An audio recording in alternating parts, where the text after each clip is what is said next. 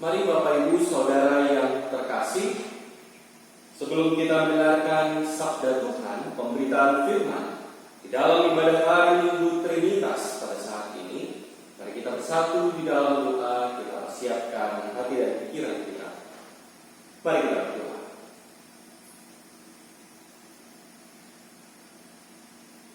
Kami menyatukan hati dan pikiran kami kepada-Mu, ya Bapa. Saat ini kami boleh bersyukur kepada-Mu, ya Tuhan, karena kami masih boleh berada dalam kondisi tubuh yang tegap dan sehat. Itu semua berkat kasih-Mu yang telah memelihara kami.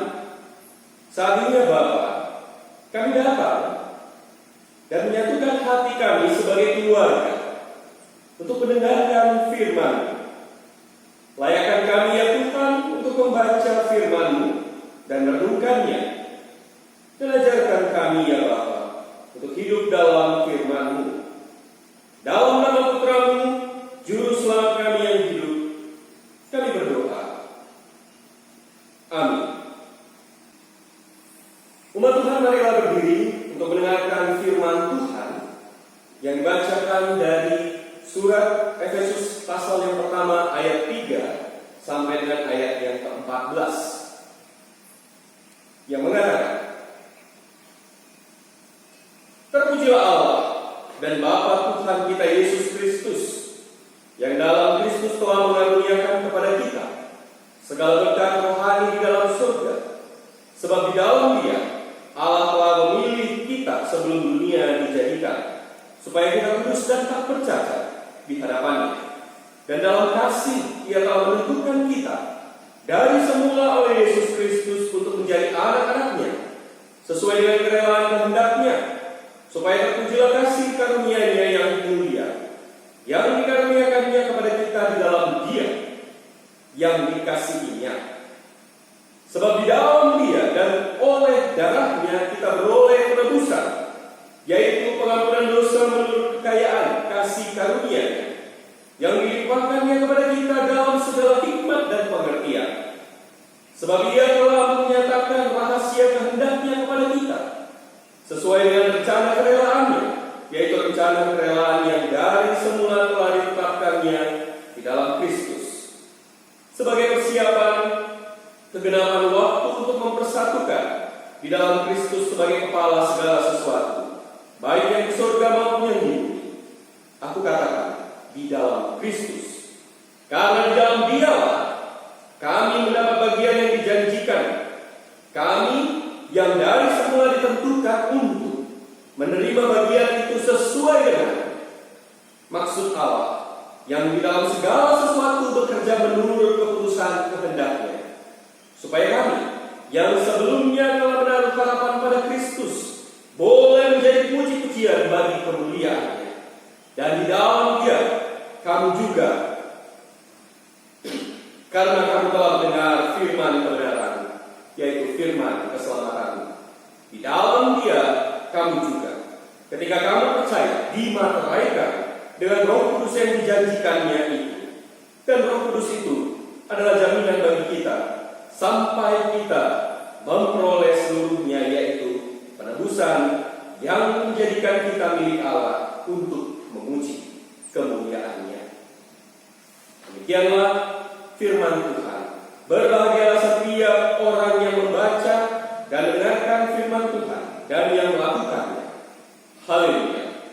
Haleluya. Haleluya. Haleluya.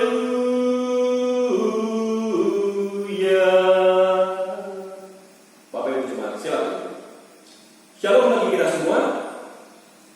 Selamat hari Minggu Bapak Ibu Saudara yang terkasih. Bertemu lagi di dalam video khotbah ibadah hari Minggu yang dilaksanakan pada hari ini. Dan di dalam kalender gerejawi, ibadah hari Minggu hari ini adalah ibadah hari Minggu Trinitas. Trinitas adalah doktrin kekristenan yang paling utama, bukan yang paling utama, tapi yang utama. Trinitas atau melambangkan sebagai ikon atau menggambarkan ketritunggalan Allah, Allah Bapa, Allah Anak, dan Allah Roh Kudus.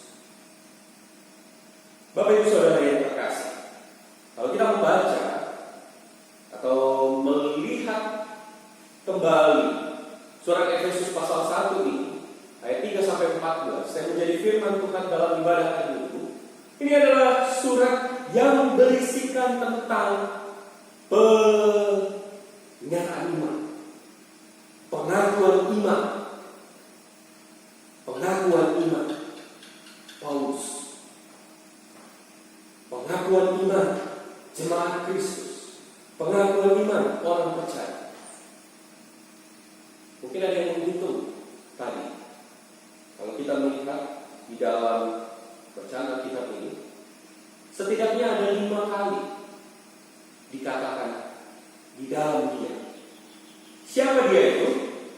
Dia itu adalah Kristus. Di dalam Dia itu adalah Kristus. Kristus amat berperan penting dalam pengalaman iman kita bersama dengan Allah. Kita bisa tiba kepada Kristus. Kita bisa tiba kepada Bapa melalui Kristus. Bapak Ibu Saudara yang terkasih, Paulus katakan di ayat yang 4, ayat keempat, di dalam Dia Allah telah memilih kita. Yang kedua itu ada di ayatnya yang ke-6,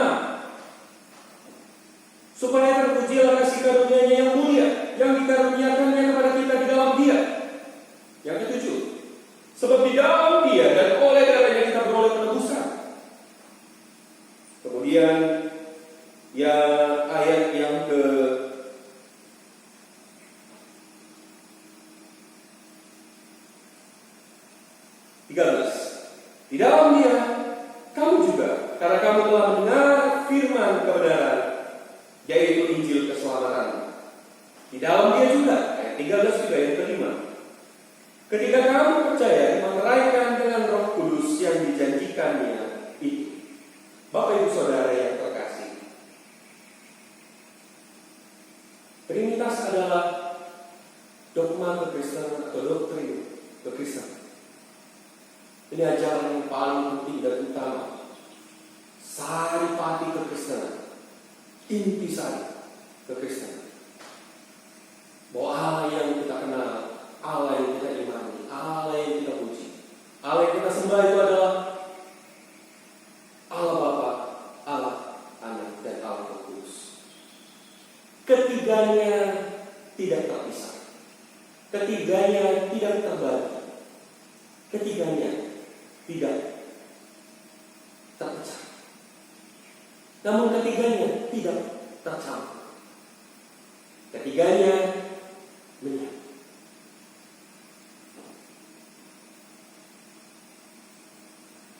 Dalam doktrin Trinitas atau doktrin Trinitaria ada 2 gerak yang penting di dalam hubungan relasi Allah dengan umat dengan Allah. Dalam bahasa Latin itu dikatakan apatre ad patrem. Apatre ad patrem per filium in spiritu pro nobis. Apatre itu adalah dari Sang Bapa. Segala sesuatu itu dari Sang Bapa. Ad patrem kembali kepada Sang Bapa. Jadi segala sesuatu yang dari Sang Bapa kembali kepada Sang Bapa. Per filium in spiritu, di dalam Anak melalui kuasa Roh Kudus, atau melalui Anak dalam kuasa Roh Kudus. Pro nobis bagi kita. Jadi ad patrem per filium in spiritu pro nobis. Segala sesuatu itu dari